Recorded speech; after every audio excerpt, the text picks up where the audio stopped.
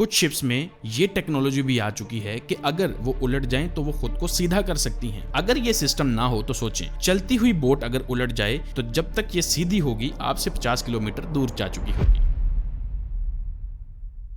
एक सेकंड के लिए अपने आप को इस शिप में इमेजिन करें, पसीने निकल आएंगे आपके, लेकिन घबराने की बात बिल्कुल भी नहीं है, क्योंकि आज जो टेक्नोलॉजी हमारे पास है उसकी वजह से बड़ी शिप्स भी पानी में खुद को स्टेबल रख सकती हैं, चाहे जितना मर्जी बुरे हालात हो समंदर में। और तो और कुछ शिप्स में ये टेक्नोलॉजी भी आ चुकी है कि अगर वो उलट जाएं तो वो खुद को सीधा कर सकती हैं। और यही वजह है कि अब हर कोई समंदर के सफर का मजा लेना चाहता है, क्योंकि अब इंसान के पास समंदर से लड़ने की टेक्नोलॉजी मौजूद है। अगर आप भी समंदर के सफर से डरते हैं तो इस वीडियो को देखने के बाद आपको यकीन हो जाएगा कि अब आपको कुछ नहीं हो सकता, चाहे जितना भी बड़ा समंदर का सफर क्यों ना हो। आपने अक्सर देखा होगा कि ये बड़े बड़े कार्गो शिप्स जिन पर हजारों की तादाद में कंटेनर्स होते हैं, ये बुरे से बुरे तूफान से कैसे बच जाते हैं। इसका जवाब है SSS यानी शिप स्टेबिलिटी सिस्टम। यही सिस्टम है जिसकी वजह से जैसी भी शिप हो और जैसे भी समंदर के हालात हों, शिप बिल्कुल बैलेंस रहेगी और सेफ रहेगी। जब शिप पानी में जा रही होती है, बहुत सारी फोर्सेस और प्रेशर्स की वजह से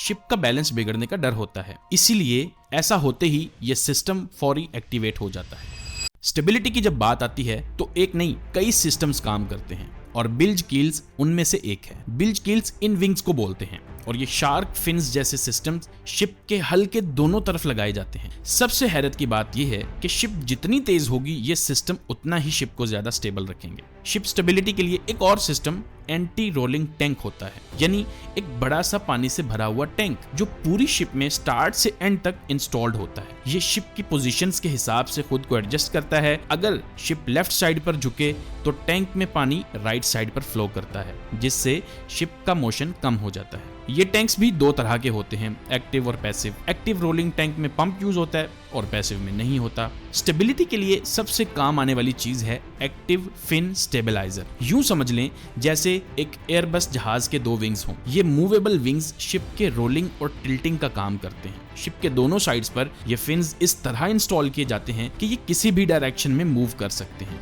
जिससे शिप की स्टेबिलिटी कंट्रोल होती है। यहाँ एक सबसे काम की चीज रोल प्ले करती है जिसे कहा जाता है जायरो सिस्टम। शिप की पोजीशन में जो चेंजेस आएंगे, जायरो सिस्टम उनको ट्रैक करेगा और सिग्नल भेजेगा इलेक्ट्रो हाइड्रोलिक्स की शक्ल में, जिससे ये फिन्स एक्टिवेट हो जाते हैं। एक्टिव फिन्स हैं तो काम की चीज, लेकिन ये तेज चलने वाली शिप्स पर सही काम नहीं करते। अब बात करते हैं एंटी हीलिंग सिस्टम की, जो कंटेनर शिप्स पर देखने को मिलता है, यानी वो सिस्टम जिससे आसानी से ये बड़ी बड़ी शिप्स पोर्ट्स पर स्टेबल खड़ी रहती हैं लोडिंग या अनलोडिंग के टाइम पर। यह सिस्टम सिर्फ खड़ी शिप्स के लिए ज्यादा इफेक्टिव है, खुले समंदर में तेज जाती हुई शिप्स पर यह काम नहीं करता। असल में एंटी हीलिंग सिस्टम का काम सिर्फ ये है शिप के इंक्लिनेशन एंगल को डिटेक्ट करना और उसी के हिसाब से शिप को बैलेंस करना। अब बैलेंस करता कैसे है? ब्लास्ट टैंक्स में पानी भर के। एंटी हीलिंग सिस्टम में एक मेन कंट्रोल होता है, पंप स्टार्ट पैनल होता है और एक एंटी हीलिंग पंप होता है। यह सिस्टम ऑटो भी चलता है और मैनुअली भी चलाया जा सकता है। यही नहीं, शिप का स्टेबिलिटी सिस्टम डिपेंड करता है शिप के बैलेंस पॉइंट्स पर,